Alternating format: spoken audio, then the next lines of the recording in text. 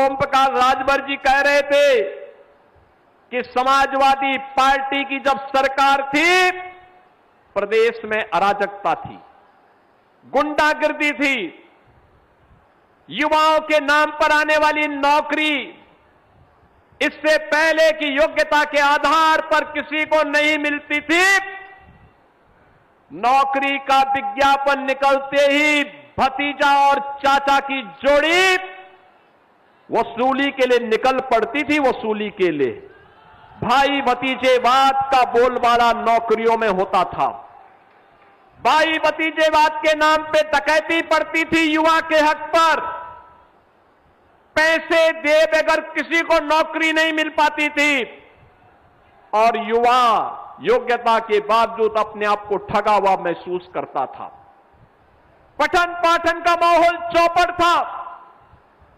कानून व्यवस्था तहस-नहस हो चुकी थी। रोज दंगे, कभी सहारनपुर में दंगे, कभी मुजफ्फरनगर में दंगे, कभी मेरठ में दंगे, कभी मुरादाबाद में दंगे, कभी हापुड़ में दंगे, कभी अलीगढ़ में दंगे, कभी एटा में दंगे, कभी मथुरा में दंगे, कभी लखनऊ में, कभी कानपुर में, कभी प्रयागराज में।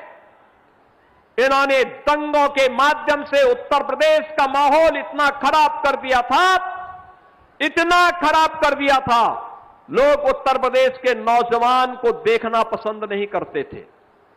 नौजवान के सामने पहचान का संकट इन्होंने खड़ा किया।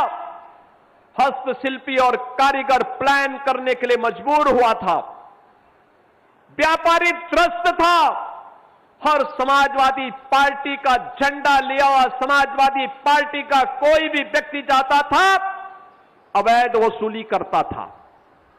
थानों में इनके कब्जे थे, तहसीलों में इनके कब्जे थे, गुंडागिर्दी की चरम थी और लोगों के मन में यह भाव आ गया था, जिस गाड़ी में सपा का झंडा, समझो होगा उसमें कोई सपा का गुंडा।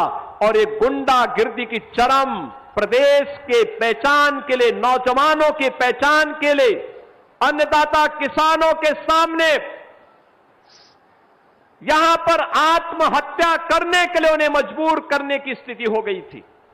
कारीगर प्लान कर रहा था। बहनों और भाइयों, हर जिले में इन्होंने एक एक माफिया पाल लिया था। कहीं बालू माफिया, कहीं भू माफिया, कहीं वन माफिया, कहीं पशु माफिया। ये माफिया हर जिले में, पेशेवर माफिया। आप देखते होंगे इनके इतिहास को। वर्तमान पीढ़ी को बताइए किस प्रकार की अराजकता इन्होंने फैलाई हुई थी। और आज माफिया मुक्त, गुंडा मुक्त, कर्फ्यू मुक्त उत्तर प्रदेश है।